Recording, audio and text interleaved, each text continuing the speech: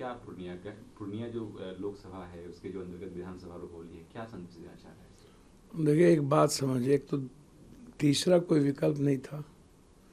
लोग एनडीए और आरजेडी के खिलाफ लोगों में दिलचस्पी नहीं थी। 20 साल लोगों ने एनडीए की सरकार या आरजेडी की सरकार के साथ दोनों गठबंधन साथ रहे तो लोगों ने वोट दिया। सबसे ज़्यादा अत्यंत पिछड़ी जाति, पिछड़े माइनॉरिटीज़ का वो इलाका है और डेवलपमेंट हुआ ही नहीं, लोगों की मदद हुई नहीं। तो जिसका गुस्सा बीमा भारती जी को भी झेलना पड़ा। डेवलपमेंट नहीं होने के कारण व्यक्तिगत तौर पर भी असर पड़ता है कैंडिडेट पे। नरेंद्र मोदी जी को छोड़ के लगभग सभी लोग प्रचार में गए। ललन बाबू, जीतन राम मांझी, चिराग पासवान जी, संजय झा जी, सारे मिनिस्टर, सीएम, डिप्टी सीएम, दोनों डिप्टी सीएम कैंप किए। 19 मिनिस्टर कैंप किए वहाँ। और क्या कारण है कि एनडीए को ऊंची जात का समर्थन नहीं प्राप्त हुआ? इसका मतलब है कि नीतीश कुमार जी के प्रति जो गुस्सा चिराग जी अकेले लड़े थे उस वक्त था, ऊंचे समाज का आज भी है।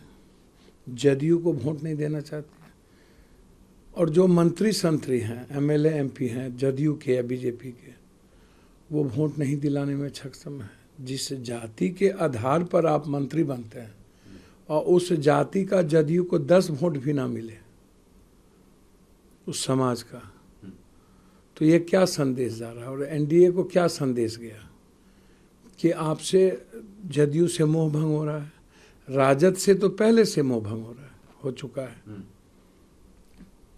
तीसरी चीज, अत्यंत पिछड़ी जाति का बंटवारा। सर वो 5 बार की पिछड़े भैया 5, इसलिए तो एंटी इनकमेंसी थी। और 5 सबसे बड़ी बात है, आप हमको बताइए ना, 1 लाख के लगभग वोट आया था लोकसभा में और आप कहाँ पर हैं अभी? आधा कम वोट मिला है आपको।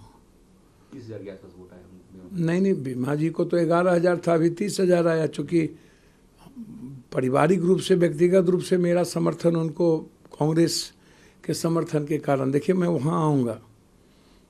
अभी सवाल उठता है कि सारे मंत्री एमपी लगे रहते हैं ठेकेदारी में, माँ के नाम से, बेटा के नाम से, भाई के नाम से, सारे रिश्तेदारों के नाम से रजिस्ट्रेशन करा करके आप 300, 400, 500 करोड़ का टेंडर क्षेत्र में कीजिएगा, पूरा खानदान। तो आक्रोश तो झेलना पड़ेगा नेता को। आप जांच करा लीजिए, सारे एमपी एमएलए मंत्री का ठेकेदारी चलता है और दूसरे लोगों को मरवाने में और फंसाने में ये लोग लगे रहते हैं। सर क्या आपको लगता है कि आरजेडी ने वहाँ पे अपना जो पूर्ण तरीके से चुनाव लड़ा जाता है वो नहीं लड़ा? आप कहाँ से लड़ेगा भैया? पिकनिक मनाने अंतिम दिन ये गए युवराज। ये आज भी समझते हैं कि मुखेर कानून है, राजा की तरफ फरमान करेंगे और चल देंगे। इनकी नासमझी ने तो देश को भी नुकसान पहुंचाया और ख़ास तौर पर माइनॉरिटीज़ और ओबीसी यादव समाज को सबसे ज़्यादा नुकसान पहुंचाया लोकसभा में। आज भी वो अहंकार में रहित है, अहंकार से ऊपर वो जाते नहीं हैं, बाहर वो निकलते नहीं हैं। इस चुनाव में भी पूरा सरकार लगी रही, ये एक बार भी इनका दर्शन नहीं हुआ और न इन्होंने माले के साथियों को आग्रह किया, न सीपीआई, न सीपीएम, न कांग्रेस, किसी का इस्तेमाल ही नहीं करते हैं। और अंतिम दिन 12 बजे हो करने पूर्णिया आते हैं, 1 घंटे के लिए भवानीपुर आते हैं। लगता है कि राजा आए, फरमान दिया, चले गए, जनता नौकर है इसकी। तो आप जनता को जब तक मालिक और जनता को जब तक आप भगवान नहीं मानिएगा और थोड़ा अपने नेचर से लोग नहीं निकलेंगे, ये ठेकेदारी पट्टेदारी में एमपी एमएलए लगे रहेंगे लूट खसोट में, तो सर आने वाला जनरेशन ना परेशान हो रहा है। तो ये लोग लूट खसोट में लगे रहते हैं, एमपी एमएलए मंत्री संतरी, ये लूट लो, ये टेंडर ले लो, इसको कर दो, ये कर दो, ये ज़मीन माफिया, ये ड्रग्स, सबसे ज़्यादा ड्रग्स चलाते हैं ये नेता लोग। ड्रग्स स्मैक्स सबसे ज़्यादा चलवाते पूर्णिया हैं में। सभी जगह, पूरा बिहार अच्छा। पूर्णिया में सबसे ज़्यादा। सर ये और आरजेडी के प्रति पहले ही दिलचस्पी लोगों की घटी है। तो आप समझिए, आरजेडी लड़ रही थी, वहाँ गठबंधन नहीं लड़ रहा था। दूसरी बात, अत्यंत पिछड़ी जाति का वोट का बंटवारा और माइनॉरिटीज़ का 50% वोट का झुकाव ने निर्दलीय को जिताया। माइनॉरिटीज़ के कारण निर्दलीय जीते और कोई कारण नहीं है। और सरकार के मंत्री संतरी अपने समाज के भी वोट नहीं दिला पाए, तो ऐसे लोगों को कितना दिन तवज्जो ये सरकार जो देगी। परिणाम आया है, ऐसे में जो देखा जाए 30,000 की वोट लगभग बीमा भारती को मिला है। ऐसे में तो जैसा आपने कहा कि मेरा समर्थन है, तो आरजेडी के लोग तो सवाल उठाएंगे कि अगर पप्पू यादव का समर्थन होता तो बीमा भारती जीत गई होती। सर मैं तो कह ही रहा हूँ, मेरा समर्थन तो, मैंने तो कहा कि मैंने नैतिक समर्थन दिया। 11,000 तो वोट आई थी इनको आरजेडी के इतने मशक्कत के बावजूद। और हम कोई वहाँ गए नहीं, हमको तो किसी ने बुलाया नहीं। आरजेडी ने तो कहा नहीं कि आप हमारा प्रचार कीजिए। बीमा जी आई, बेटी के तरह आई और हम उनके सपोर्ट में थे, साथ थे। माइनॉरिटीज़ का वोट मिल गया होता और गंगोत्री समाज का वोट कहीं भी एक तरफ चला गया होगा, या बीमा जी को या कलाधर मंडल जी को, तो कोई जीतता, उसमें कोई बहस नहीं है।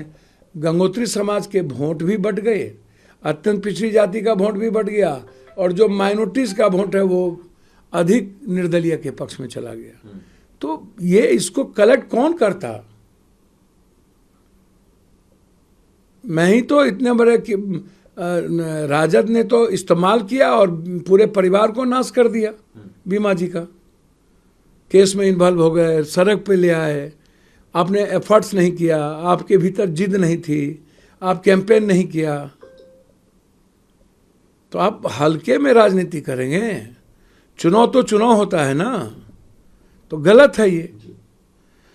हमारे लिए तो मेरा क्षेत्र था और हमको राजद ने कहा नहीं, हम तो व्यक्तिगत तौर पर कांग्रेस के कारण और व्यक्तिगत पारिवारिक रिश्ता है बीमा जी से, मैं उनके साथ था।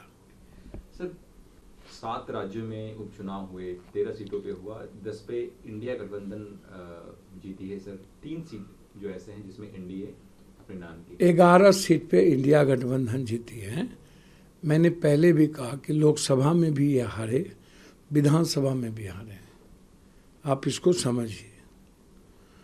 और ये जो, इसको इस रूप में मत देखिए कि एनडीए या इंडिया गठबंधन जीते। ये इंडिया गठबंधन का सवाल नहीं है, ये संकेत है महाराष्ट्र, हरियाणा और झारखंड का चुनाव का। झारखंड पुनः दोहराने जा रही है। हेमंत सोरेन जी के नेतृत्व में झारखंड दोबारा आएगी और हरियाणा और महाराष्ट्र में इंडिया गठबंधन की सरकार निश्चित बनेगी। तो ये संकेत है देश के युवाओं का, गरीबों का। बद्रीनाथ का भी चुनाव जीता है। मैंने कहा ना, कांग्रेस कोई भी चुनाव, क्योंकि वो नफरत की राजनीति नहीं करता है। और शंकराचार्य ने जिस तरीके से सनातन हिंदू या इनके बीजेपी के तरीके पर सवाल खड़ा किया है, इसलिए लोगों में आक्रोश तो बीजेपी के खिलाफ है। सर कांग्रेस के बड़े लीडर्स कह रहे हैं कि ये जो उपचुनाव में एनडीए की हार हुई है, कहीं ना कहीं 1.5 महीने में ये दूसरा संकेत है देश का कि देश मोदी जी को पसंद नहीं करता। मैंने पहले क्या कहा, बीजेपी में किसको क्या पसंद करता है मैं इस पर टिप्पणी नहीं करूंगा, लेकिन एमपी इलेक्शन भी, लोकसभा इलेक्शन में भी बीजेपी हारी है। इंडिया गठबंधन, एनडीए गठबंधन के बदौलत ये लोग आज सरकार में हैं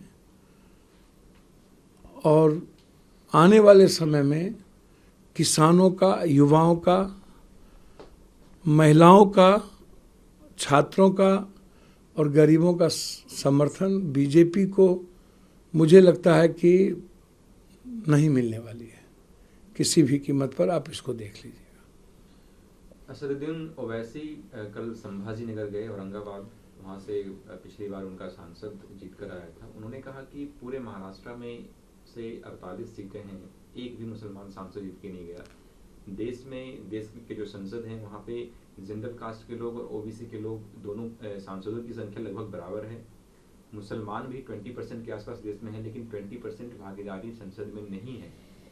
ये सोचने की बात है, विचार करने की बात है। देखिए, मैं एक बात बताता हूँ, ST/SC का जो अधिकार है वो भी मिलना चाहिए। वो भी आप देखिए कम, देखिए जो ST/SC सीट है उतनी है, परसेंटेज तो 28% 27% है।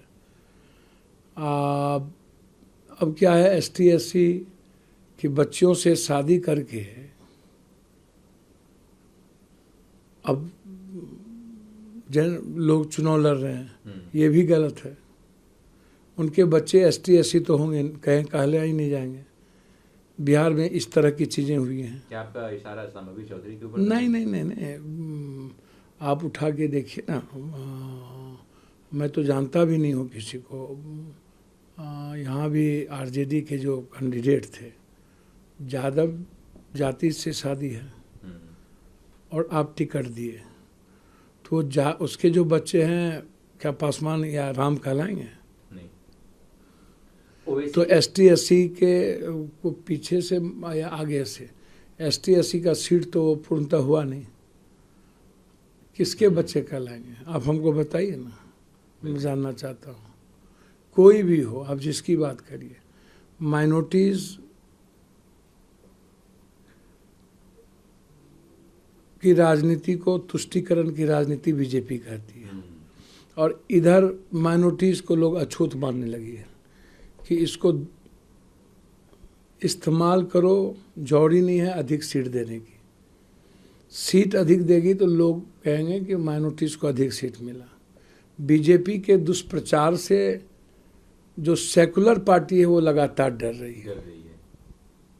इसको आप समझिए। और माइनॉरिटीज़ के किसी भी सवालों पर सीधा सेकुलर पार्टी खड़े नहीं रह पाती है सिवाय राहुल गांधी जी के। और क्षेत्रीय पार्टी अब माइनॉरिटीज़ के राजनीति के तौर तरीके से बचना चाहती है। वो माइनॉरिटीज़ का वोट लेना चाहती है, अपना इमेज सेकुलर दिखाना चाहती है, लेकिन माइनॉरिटीज़ के मुद्दों पर वो एग्रेशन नहीं दिखाना चाहती है या आगे बढ़ के उनके साथ खड़ा नहीं रहना चाहती है। क्षेत्रीय पार्टी आप उठा के देख लो, कोई भी क्षेत्रीय पार्टी आप उठा के देख लो, NRC, CEA, 3 तलाक, आप किसी भी में उठा के देखो। अब हमको माइनॉरिटीज़ के सवाल पर कितने लोग खड़े हैं, कितने लोग खड़े हुए मुख्तार के भाई या अन्य लोगों पर, क्रिमिनल हो या अपराधी हो, माफिया हो। लेकिन यदि कानून से इतर किसी को मारा जा रहा है या मर रहे हैं और जो दिख रहा है उस पर कोई बोलने को तैयार नहीं है, क्योंकि वो मुसलमान है, गैंगस्टर है, कानून तो इन लोगों के लिए कोई कानून नहीं है। माइनॉरिटीज़ बिल्कुल दरकिनार होते जा रहे हैं, राजनीतिक रूप से इस्तेमाल हो रहे हैं, लेकिन उनको जो भागीदारी मिलनी चाहिए माइनॉरिटीज़ को, सही माने में इस देश में उनको भागीदारी नहीं मिल पा रही।